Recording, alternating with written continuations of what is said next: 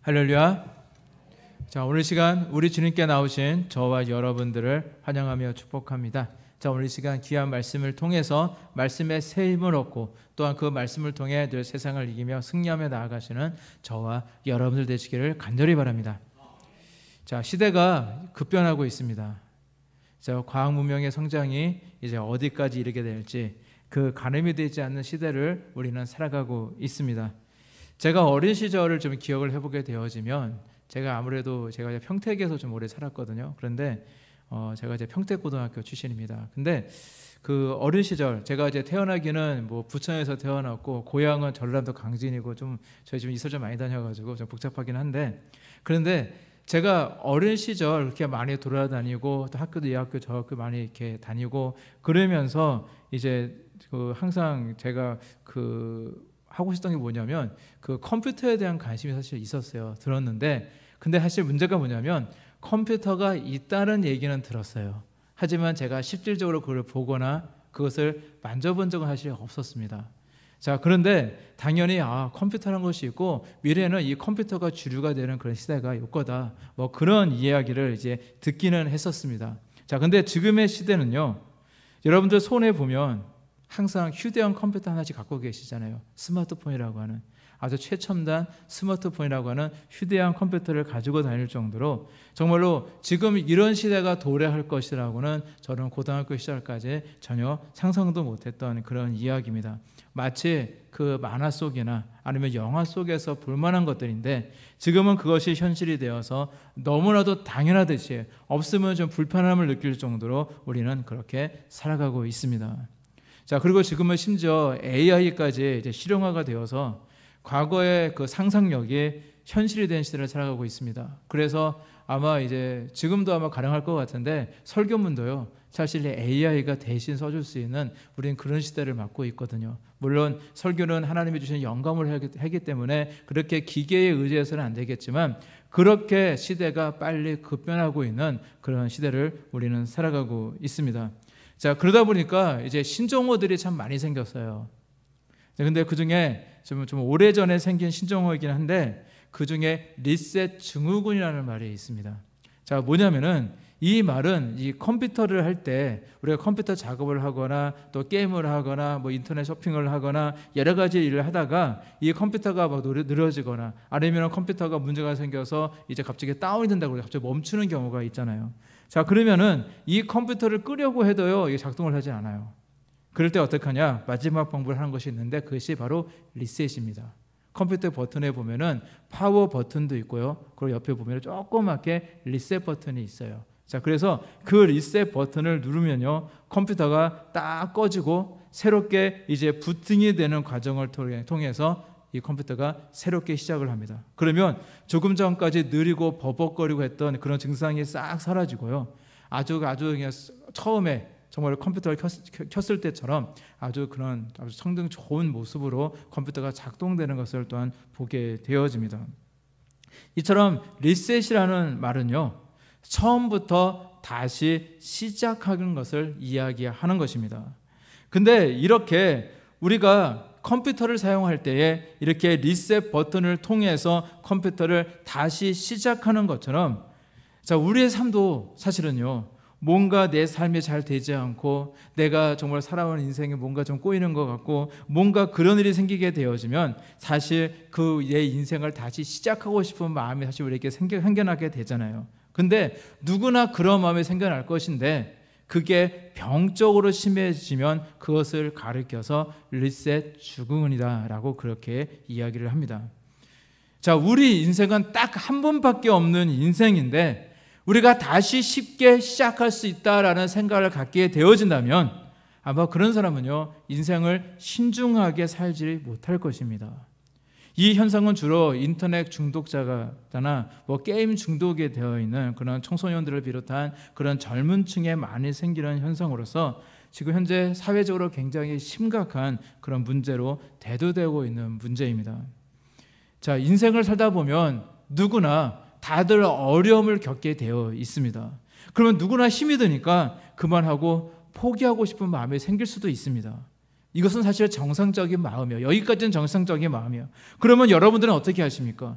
정상적인 마음을 가진 사람이라면 나에게 뭔가 어려움이 있고 뭔가 문제가 있다면 그것을 정말 극복해 보려고 의지를 내고 뭔가 방법을 통해서 이것을 정말 극복하려고 노력하게 될 것입니다. 그런데 리셋 증후군에 있는 사람들의 특징이 무엇이냐면요, 어려움이 찾아오게 되어지면 그 문제와 싸우려고 하지를 않아요. 쉽게 컴퓨터 그 리셋 버튼을 딱 누르듯이 그냥 포기해버리고 다시 새롭게 시작하려고 합니다. 여러 가지 사례가 있겠지만은 제가 경험한 걸로 생각해 본다면 제가 사실 지금 결혼을 했거든요. 결혼을 해서 자녀가 둘이 있습니다. 자, 둘 다 군대 갔다 왔고 지금 학교 지금 시험 기간이라고 해서 학교에서 대학교에서 열심히 지금 공부하고 있어요. 자, 그런데 그렇게 우리가 결혼할 때 우리의 모습을 한번 생각해 보자고요. 자, 큰 꿈을 가지고 두 남녀가 만나서 이제 결혼을 한다라고 생각해 봤을 때 저도 결혼한 사람으로서 생각해 보게 되어지면 한 여인을 만나서 서로 결혼하기로 약속하는 것도 사실 힘든 일이고요. 그리고 이제 결혼하고 약속해서 양가 부모를 만나고 이제 형제들도 만나고 또 상견례도 하고 결혼식 날짜도 잡고 결혼식 장소도 이제 정하고 그다음에 결혼식 위한 준비도 하고요. 그리고 살 집도 구하고 또 힘든 일정을 소화해가면서 또 주례도 부탁해야겠죠. 여러 가지 일들을 이제 소화해 가면서 드디어 결혼식도 올리게 되어집니다. 자, 결혼한다는 것은 사실 돈이 많다고 할 수 있는 것도 아니고요. 또한 내가 정말 같이 사랑하는 어떠한 한 여인, 그런 내 이성이 생겼다고 해서 결혼할 수 있는 것도 아닙니다. 두 사람이 이제 한 가족이 된다는 것은 절대 쉬운 일이 아닙니다. 넘어가야 될 산도 많고 어려운 일도 굉장히 많을 겁니다. 저도 이제 결혼할 때 무슨 생각해 보게 되어지면 사실 저는 좀 반대하는 결혼을 했어요. 저희 아버지도 사실 마음에 안 들어 하셨는데 근데 저희 집사람이 하도 좋다 보니까 집사람만 좋으시니까 이제 그냥 아버지는 흔쾌히 승낙하셨고 그리고 이제 저희 처가쪽 형제들 우리 집사람이 그 6남매 중에 5번째인데 근데 그 위에 형제들이 결혼한 것을 죄다 반대하고 그런 분위기였습니다.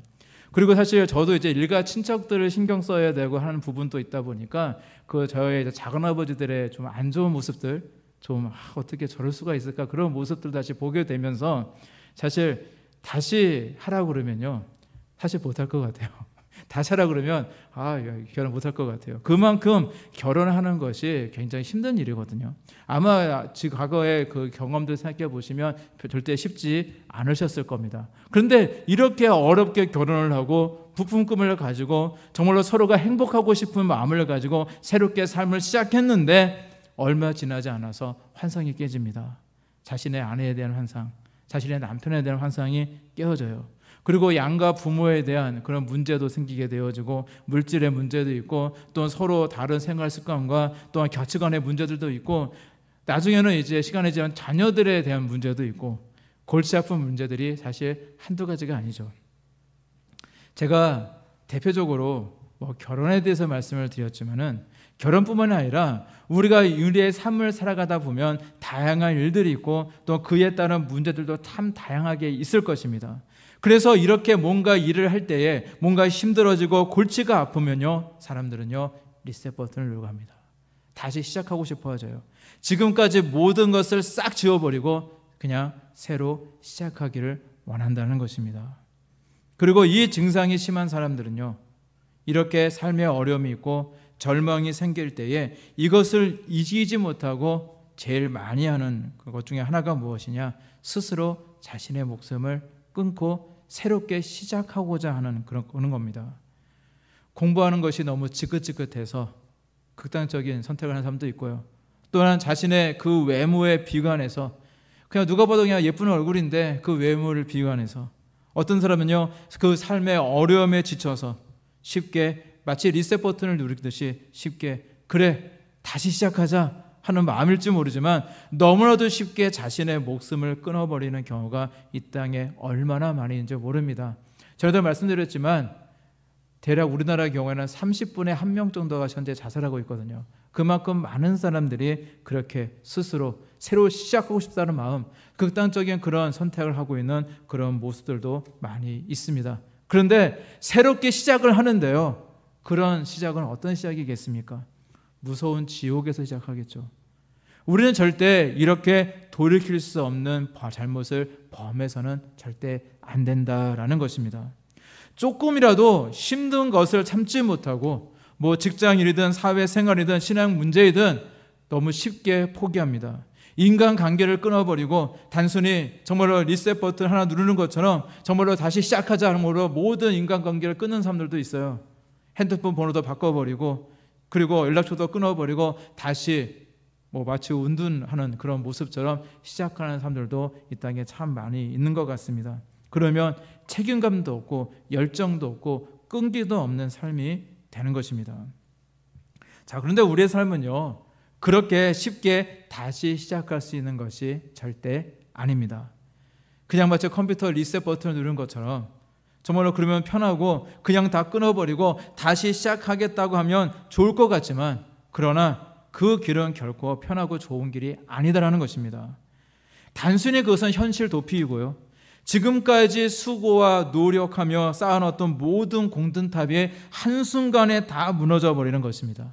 또한 만약 현실을 벗어나서 새로 시작하고 싶다고 해도 현실을 도피하기 위해서 만약 내 목숨을 끊었다고 한다면 영원히 빠져나올 수 없는 뜨거운 지옥불만이 기다리는 가장 비참하고 가장 어리석은 존재가 될 수밖에 없다라는 것입니다. 자, 우리 하나님의 인도하심도 사실 같은 맥락에서 이해할 수가 있습니다. 지금까지 하나님께서 저와 여러분들의 삶을 인도해 주셨습니다. 그리고 지금 이곳 도리 교회까지 인도해 주셨습니다. 믿으십니까? 하나님께서 인도해 주셨어요. 보이지 않는 손길로 하나님께서 분명히 인도해 주신 것이 맞습니다. 그런데 우리 하나님이 인도해 주시는 그 길도요, 절대 쉬운 길은 아닙니다. 우리는 빨리 복받고 싶죠. 빨리 기도에 응답받아서 지금에 가지고 있는 많은 어려운 문제들, 기도의 제목들이 다 해결되어지길 원하시죠. 그렇다면 반드시 인내와 끈기를 가지셔야 됩니다. 빨리 안 된다고 그냥 쉽게 리셋 버튼을 누르듯이 지금 자리에서 떠나서 새롭게 시작한다고 해서 지금의 어려운 문제들이 빨리 해결되는 것이 절대 아닙니다. 처음부터 다시 시작하는 것이 사실 더 어려운 거예요. 현대 그리스도인들 중에 상당히 많은 분들이 기러기와 같은 그런 신자들이다라고 이야기를 합니다. 기러기 신자라고 이야기를 해요. 자, 기러기는요, 대표적인 철새입니다. 우리나라의 대표적인 철새인데, 그 중국이나 그 시베리아 지역에 살고 있는 기러기들은요, 가을이 되고 날이 좀 쌀쌀해지기 시작하면요, 남쪽으로 계속 내려옵니다. 그러다 보면 우리나라까지 내려와요. 그리고 겨울을 지내고 다시 따뜻한 봄이 되면 자신이 살던 곳으로 되돌아가는 철새가 바로 기러기입니다. 따라서 기러기 같은 신자는 이 교회 저 교회를 떠돌아다니는 교인을 이야기합니다. 이들은요, 자신이 듣고 싶어하는 설교를 해주는 그런 목사님을 찾아가고요, 그리고 자신을 좀 대우해주고 인정해주는 그런 교회를 다니기도 합니다. 그리고 마음에 드는 교회를 찾았다고 하더라도 교회 봉사라든지 아니면 헌금 같은 것에 좀 부담을 느끼거나 아니면 다른 교인들과의 그 갈등과 마찰을 빚게 되어지면은 또 새로운 교회를 물색하기 시작합니다. 자, 우리 도리교는요, 특별히 하나님이 주신 권능이 있는 교회다 보니까 악한 영으로 고통받는 분들이 사실 우리 도리교를 많이 오세요. 당연히 빨리 치료받기를 원하실 겁니다. 그것은 당연한 것입니다. 저도요, 우리 도리교에 오신 분들이요, 정말로 다들 빨리 치료되어지고 정상적인 삶을 살아가기를 저는 간절히 바랍니다. 그런데 자기 문제에만 집중하다 보니까 자기 문제에만 관심이 있어요. 그러다 보니까 어떤 현상이 있냐면, 이 교회에서 얼마 있다가 보니까 안 되네 하고는 다른 유명하다고 하는 교회로 옮기고, 또 거기서 조금 있다가 빨리 고쳐지지 않으면 또 다른 교회를 알아보다가 또 다른 교회 좋은 교회가 있는 것 같으면 또 그 교회로 옮기고, 그런 기러기 같은 신앙생활을 하게 된다는 것입니다. 근데 그거 아세요? 기러기 같은 신자는요, 하나님의 응답을 받을 수가 없습니다. 소소한 응답은 작은 것 때문에 받을 수 있을지는 몰라요. 하지만 하나님께서 정말로 주시고자 하시는 진짜 복이 있거든요.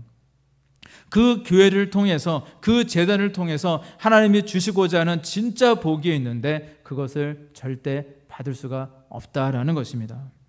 자, 우리 도리교로 이 말씀을 드린다면, 자, 우리 도리교는요, 하나님이 세워주셨고 하나님이 주신 분명한 비전이 있습니다.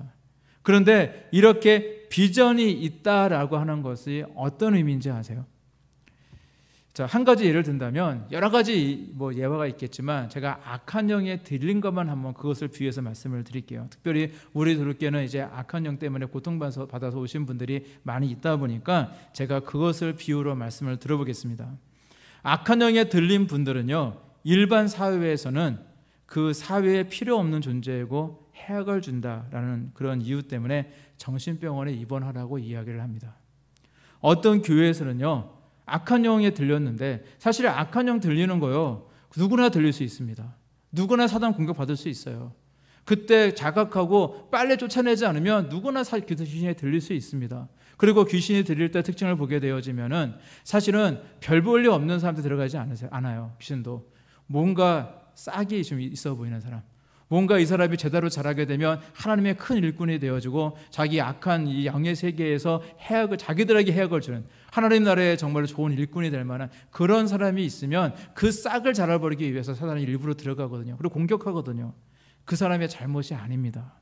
그런데도 어느 교회에서는 그 귀신에 들렸다라고 하면은 너는 저주받았다, 그러면서 교회에서 쫓아내는 그런 교회도 있다고 하더라고요.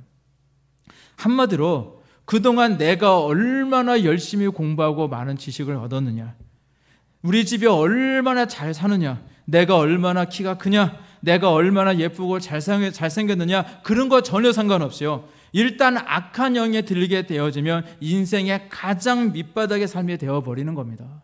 가장 밑바닥의 삶이 바로 악한 영으로 고통받는 사람들의 모습입니다.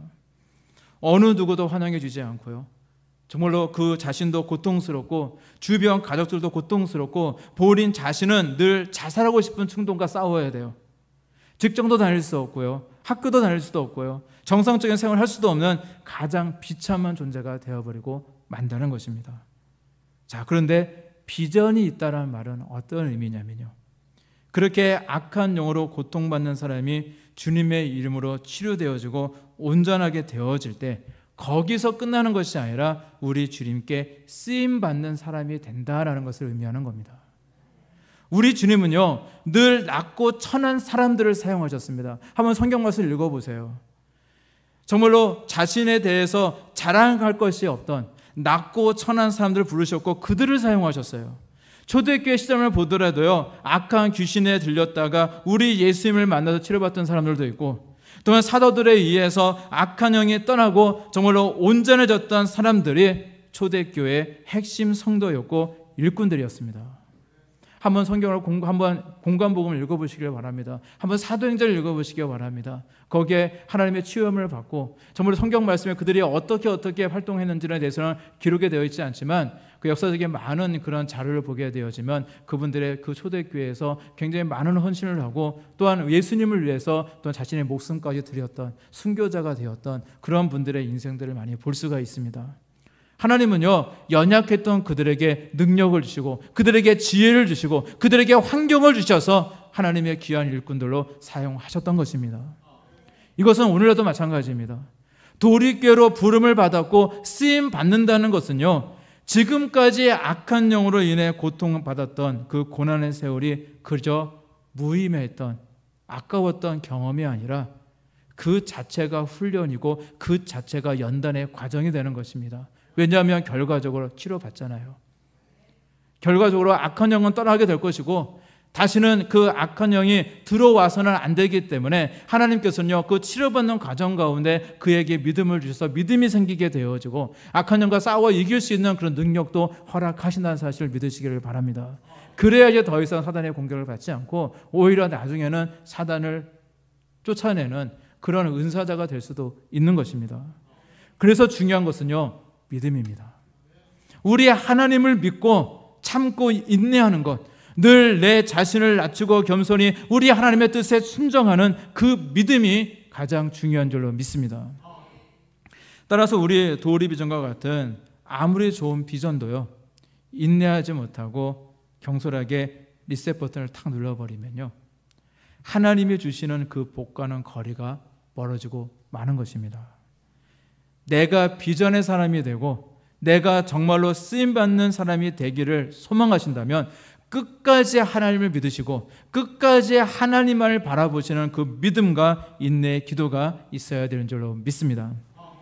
자, 오늘 읽으신 성경 말씀에서 우리가 새롭게 시작할 수 있는 방법에 대해서 우리에게 말씀하고 있어요. 자, 한 절 말씀인데 이렇게 기록이 되어 있습니다. 그런즉 누구든지 그리스도 안에 있으면 새로운 피조물이라 이전 것은 지나갔으니 보라 새 것이 되었도다. 우리는 이미 새로운 존재가 되었습니다. 이 사실을 믿으시기를 바랍니다. 믿는 믿음이 중요해요. 내가 인생에 힘들다고 해서 다시 시작하든 말든 그게 중요한 것이 아닙니다. 리셋 버튼을 누르든 안 누르든 그게 그런 거 상관없이 우리는 이미 새로운 존재로 하나님께서 만들어 주셨다라는 것입니다. 자, 우리 주님께서, 우리 예수님께서 우리를 위해 십자가에서 그 피를 흘려주셨고 우리 대신에 십자가에서 죽어 주심으로 말미암아 우리는 이미 새로운 피조물로 되었습니다. 지금까지 죄악된 삶 속에 살아갔던 내가 이제는 하나님을 믿고 하나님을 따라다니는 정말로 하나님의 자녀들이 되었고요. 지금까지 지옥 백성이었던 우리들이 이제는 천국 백성이 된 것입니다. 오늘 말씀에서 보라 새 것이 되었도다 라고 말씀하시고 있는 그 주인공들이 바로 저와 여러분들의 사실을 믿으시기를 바랍니다. 하나님께서 원하시는 새로운 존재는 그 조금 힘들다고 금방 포기해버리고 믿음도 없고 끈기도 없고 근성도 없는 그런 존재가 아닙니다. 지금 내가 처해 있는 어떤 현실 속에서도 믿음의 근성을 가지고 기도로 뚫고 나아가는 존재들인 줄로 믿습니다. 전에는 내가 믿음이 없었다면 이제는 믿음이 있는 사람입니다. 전에는 연약하고 쉽게 포기하는 사람이었다면 이제는 끝까지 하나님을 바라보며 끝까지 기도하며 우리 하나님만을 신뢰하는 사람인 것입니다. 전에는 세상의 죄악 속에서 방황하는 인생이었다면 이제는 하나님의 거룩한 자녀로서 하나님의 말씀으로 살아가는 사람들인 것입니다. 바로 우리 예수님 때문에 우리가 예수님을 구주로 믿게 되었을 때에 우리에게는 이런 놀라운 변화의 역사가 있게 된 줄로 믿습니다. 그 러시아의 유명한 작가인 톨스토이, 아마 잘 아실 거예요. 톨스토이는 사실은 그렇게 선한 사람은 아니었습니다. 그래서 그 자신이 악에서 선으로 어떻게 돌아서게 됐는지에 대해서 이제 고백했던 글이 있어요. 그 톨스토이는요, 그 굉장히 그 농토를 많이 가진 그런 지주였어요. 땅 부자였습니다. 돈이 굉장히 많은 사람이었어요. 근데 그는 이제 허랑방탕해서 이제 완전히 부패했던 사람이었습니다. 그는 훌륭한 작가가 되긴 했지만은 이후에도 늘 술과 방탕은 계속 했었어요. 그리고 자기 자신에 대해서 늘 고백할 때에 그 당시 그의 인생은 깊은 죄악의 수렁에 빠져서 허우적거리며 나올 수 없었다라고 그는 그렇게 고백을 합니다. 사실 그는 괴로웠어요. 자신은요 그렇게 살고 싶지 않았어요. 정말 바르게 살고 싶었습니다. 그런데 그는 자신의 의지와 상관없이 늘 그는 죄악으로 달려가고 있었다는 겁니다. 그래서 그는 자신이 정말 새롭게 살고 싶어서 정말 많은 노력을 했다고 그래요. 그런데 번번이 실패하고 말았다고 그럽니다. 수많은 수양을 막 하면서 조금 더 도덕적인 사람이 되고자 노력했지만 번번이 실패하고 말았고요. 다시 죄악으로 돌아가고 있는 자신의 모습을 늘 마주할 수밖에 없었다고 합니다. 자, 그 모든 노력이 헛수고였고 허사였던 거예요. 그랬던 그가 어떻게 변화되었냐면은 그는 고백해요.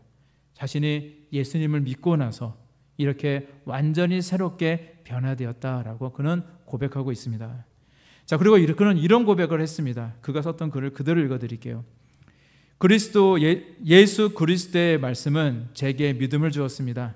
저는 그 말씀을 믿게 되었습니다. 그러자 저의 모든 삶이 변화되어 이전에 바라던 것을 바라지 않게 되었고 반면에 전에는 결코 바라지 않던 것을 바라게 되었습니다. 이전에 저의 눈에 악으로 보였던 것이 이제는 선으로 보였으며 선으로 보였던 것이 악으로 보였습니다.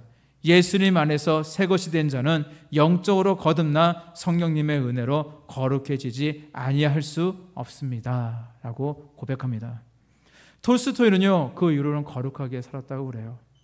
이제 그의 문학 작품에도 그의 자신이 그 노력, 정말로 거룩하고자 했던 그런 노력들이 그의 작품 속에서도 나타나게 됩니다.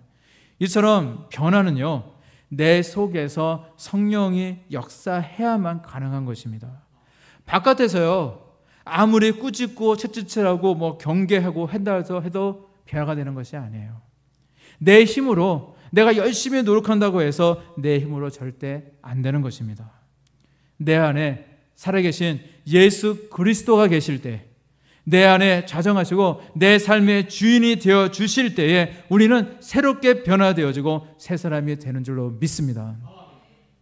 그래서 우리의 믿음의 사람들은요, 내 안에 계신 예수님 중심으로 살아가야 됩니다.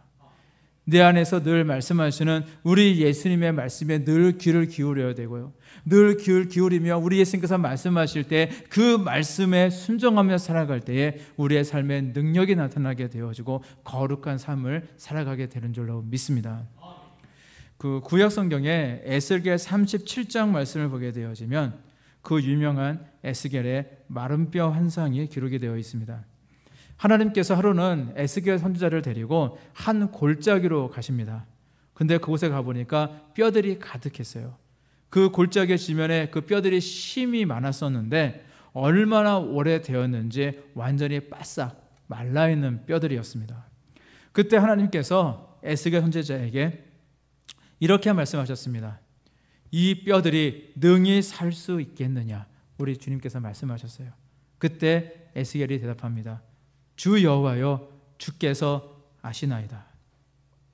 자, 이미 죽은 지 몇십 년이 됐는지 몇백 년이 됐는지 알지 못하는 정말로 힘이 많은 뼈가 다시 살아난다는 것은요, 인류 역사 가운데 일어난 적도 없고 인간의 상식으로는 절대 있을 수 없는 일입니다. 그러나 창조주 하나님이 하시면 하실 수 있는 일이었습니다. 에스겔 선지자는요, 이미 그러한 믿음이 있었어요. 그래서 이 뼈가 살 수 있는지 살 수 없는지 그것은 하나님께서 하시면 되는 거기 때문에, 하나님의 마음대로 되는 거기 때문에 하나님께서 아신다라고 그는 대답했던 것입니다. 그래서 하나님께서 에스겔 선지자에게 하나님의 말씀을 대언하라고 하시잖아요. 하나님께 전해주신 말씀을 대신 선포하라고 하나님께서 명령하십니다. 그래서 에스겔 선지자는 하나님께서 하라고 하신 그 말씀 그대로 담대하게 선포하였습니다. 너희 마른 뼈들아, 여호와의 말씀을 들을지어다. 주 여호와께서 이 뼈들에게 이같이 말씀하시기를 내가 생기를 너에게 들어가게 하리니 너희가 살아나리라. 에스겔 선지자가 담대하게 선포하게 되어집니다. 그러자 골짜기의 마른 뼈요, 그 뼈다귀라고 그러죠. 보통 그 뼈에서 심줄이 돋고 살이 붙고 큰 군대가 되었던 역사가 일어나게 되어지거든요. 우리 하나님께는요, 절대 절망도 없고요, 불가능도 없다라는 사실입니다. 그래서 세상 사람들은요, 절대 구제불능이라고 손가락질하고 포기해버리는 그런 사람의 영혼이라고 할지라도 그 안에 우리 예수님만은 계신다면 그가 온전히 우리 예수님을 인격적으로 만나게 되어진다면 새롭게 살아나는 놀라운 역사가 있게 된다는 사실 여러분들 믿으시기를 바랍니다. 이제 더 이상 죄의 종이요, 사탄의 종이요, 죽음의 종이 아니라 생명의 주님을 나의 중심으로 모시고 살아가는 주님의 종이 되는 것입니다. 우리 예수님을 만날 때 이러한 생명의 역사가 일어나게 되는 줄로 믿습니다. 그 폴로 신학교의 찰스 그래프트 교수가 쓴 책 가운데 신자가 소유한 놀라운 권세라는 책이 있습니다. 그 내용을 보게 되면 이런 내용이 있어요. 자, 하나님께서 천지를 창조하시고 인간에게 땅을 다스리고 정복하는 권세를 주셨습니다. 자, 그런데 인간이 하나님께 불순종하게 되어지잖아요. 자신의 욕심을 말미암아 하나님의 말씀에 불순종하고 이 사단의 말을 듣게 되어져요. 사단에게 순종하는 거죠. 그로 인해서 하나님이 주신 이 땅을 다스리고 정복하는 권세를 상실하게 되고요. 나아가 이 악한 사단, 이 마귀에게 하나님이 주신 그 권세를 빼앗겨 버렸습니다.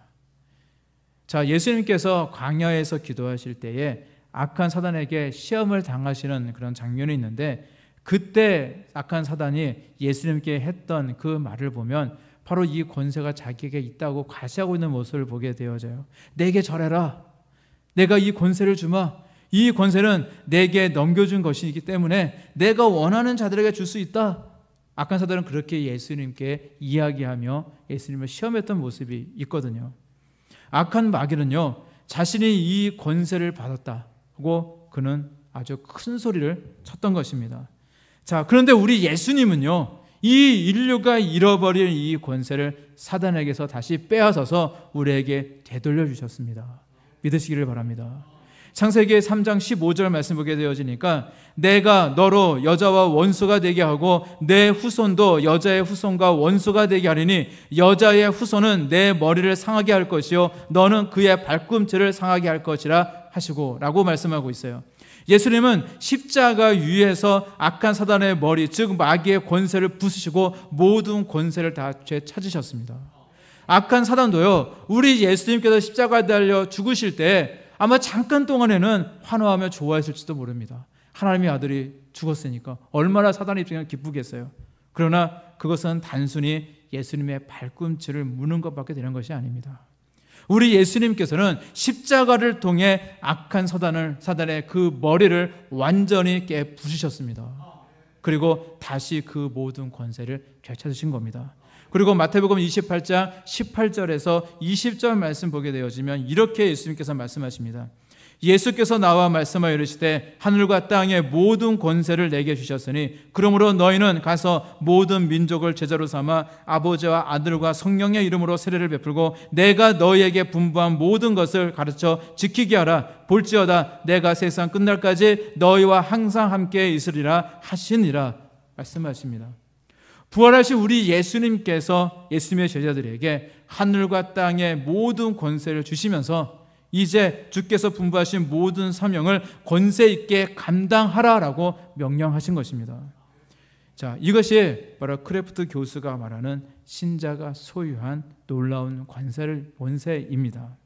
따라서 여러분, 저와 여러분들도 이미 그 권세가 있거든요. 권세가 있는 자잡게 살아가시기를 바랍니다. 우리 예수님께서 다시 빼앗으시고 회복하신 놀라운 하나님의 자녀됨의 그 권세가 저와 여러분들에게 있음을 믿으시기를 바랍니다. 그래서 우리 하나님의 자녀들은 늘 권세 있게, 권세 있는 자답게 살아가야 되는 줄로 믿습니다. 특별히 여러분들이 가지고 있는 특별히 우리 입술의 권세를 잘 사용하시기를 바랍니다. 하나님의 자녀됨의 권세가 있다는 것은 무엇이냐? 우리 입술에 힘이 있다는 의미를 가지고 있어요. 그 뇌학자들의 그 연구 결과를 보게 되어지면 그 뇌세포의 98%가 우리의 말에 지배를 받는다고 합니다. 그러므로 우리가 무슨 말을 하든지 그 뇌의 98%가 그 말에 지배를 받기 때문에 우리 육체, 그 오장육부와 그리고 온몸은요, 우리가 말하는 것에 따라서 변화된다는 그 특징을 가지고 있다고 그래요. 그래서 긍정적인 생각과 긍정적인 말을 하는 사람이 아플 때도요, 빨리 회복된다고 하잖아요. 내가 아픈데 힘들어 죽겠어 이런 사람보다 아프지만 빨리 일어나야지 이런 사람이 더 빨리 회복이 된다고 합니다. 그리고 이것은요, 우리의 몸만 아니라 우리의 환경도 마찬가지입니다. 우리의 환경도요, 우리가 말하는 대로 변화되어지는 역사가 있습니다. 그래서 어떤 말을 사용하느냐에 따라서 그 삶이 달라지는 것입니다. 그렇기 때문에 하나님의 자녀들인 저와 여러분들은 늘 긍정적이고 소망이 있는 말을 사용하도록 노력해야 되는 것입니다. 특히 우리 하나님이요, 늘 저와 여러분들과 함께 하시거든요. 임마누엘의 하나님이시기 때문에 늘 하나님의 자녀들인 저와 여러분들의 삶과 늘 함께 하시기 때문에 우리의 말을 늘 듣고 계시거든요. 그리고 우리의 삶이, 우리가 기도의 삶이 되어지고 우리의 삶이 예배자의 삶이 되어진다는 이야기를 많이 하는데, 그렇다면 우리는요, 우리의 입술의 말 한마디에도 늘 신경을 쓰고 내 말 한마디가 우리 하나님의 보좌에 올라간다는 그런 생각을 가지고 늘 말 한마디에도 늘 신중하게 하는 우리의 모습이 있어야 된다는 것입니다. 따라서 나는 못해, 나는 안 돼, 나는 할 수 없어, 우리 하나님이 내 기도 안 들어주실 거야, 이런 부정적인 말을 해서는 안 된다는 이야기예요. 내 말대로 그렇게 되기 때문입니다. 늘 믿음으로 믿고 고백하시길 바랍니다. 저는 될 줄로 믿습니다. 하나님이 약속하신 대로 속히 이루어질 줄로 믿습니다. 나는 할 수 있습니다. 하나님이 함께 하십니다. 우리 하나님은 살아계십니다. 역사하십니다. 고백하시기를 바랍니다. 대표적인 예로요, 다음 주 월요일 날 우리가 하나님 약속의 집에 이제 가서 좀 일을 좀 할 거거든요. 그런데 일교 예배는 그날 비 온다고 그럽니다. 그럼 어떻게 하시겠습니까? 그날 비 온대 어떡하지? 이게 아니라 비 안 올 줄로 믿습니다. 우리 청소해야 되니까 그게 하나님의, 그것도 하나님의 나라니까, 거기도 하나님의 교회가 같은 곳이니까, 우리 교회 소유니까 비 안 올 줄로 믿습니다 하고 열심히 하나님께 기도하시기를 바랍니다. 그러면 비 안 올 줄로 믿습니다. 오히려 햇빛도 나지 않고 선선하고 좋은 날씨가 될 줄로 믿습니다. 항상 이러한 마음으로 살아가시라라는 그런 말씀입니다. 우리의 신분은요 달라졌습니다. 여러분들은 절대 더 이상 죽음의 종이 아닙니다. 이제는 왕같은 제사장이요 거룩한 나라요 하나님의 소유된 백성으로 변화되었다는 것입니다. 따라서 우리의 입술의 권세도 달라졌고요, 신분도 달라진 것만큼 우리 말 한마디에도 늘 신중을 다하시고 말하시고요, 늘 달라진 말, 늘 소망이 철저히 흘러넘치는 말, 긍정적인 말, 믿음 있는 말을 많이 하시는 저와 여러분들 되시기를 간절히 바랍니다. 고린도후서 5장 10절 말씀, 오늘 보신 말씀 다시 한번 읽어드리겠습니다. 그런즉 누구든지 그리스도 안에 있으면 새로운 피조물이라 이전 것은 지나갔으니 보라 새 것이 되었도다. 따라서 이제 우리는 옛사람처럼 세상 사람들과 똑같이 살면 절대 안 됩니다. 새 사람처럼 살아가야 되는 것입니다. 평소에 기도하실 때에도 늘 긍정적인 모습으로 나 같은 사람 하나님께서 기도 들어주실까? 뭐 그게 아니라 새 사람처럼 담대하게 기도하시기를 바랍니다. 담대함과 열정을 가지고 우리 하나님을 향한 굳건한 믿음으로 기도하시기를 바랍니다. 나를 존귀한 존재로, 새로운 존재로, 하나님의 자녀로 삼아주시고자 독생자까지도 아낌없이 이 땅에 보내주신 우리 주님께서 우리가 기도하는 그 기도의 한마디, 우리의 간구하는 것들 하나님께서 외면하시겠습니까? 예수님도 아들까지도 우리에게 주셨는데 우리의 모든 기도를 듣고 계시고 우리의 기도에 분량이 차고 우리의 기도가 하나님 보시기에 합당하다면 하나님께서는 반드시 이루시고 성취해 주실 줄로 믿습니다. 그래서 늘 기도할 때 그런 담대한 믿음으로 기도하고 늘 하나님께 나아가시는 저와 여러분들이 되시기를 간절히 바랍니다. 자, 우리는 새로운 피조물들입니다. 새롭게 변화되어진 하나님의 자녀로서 늘 주님 안에서 늘 승리하며 살아가시는 저와 여러분들이 되시기를 우리 주님의 이름으로 간절히 축원합니다. 기도하시겠습니다.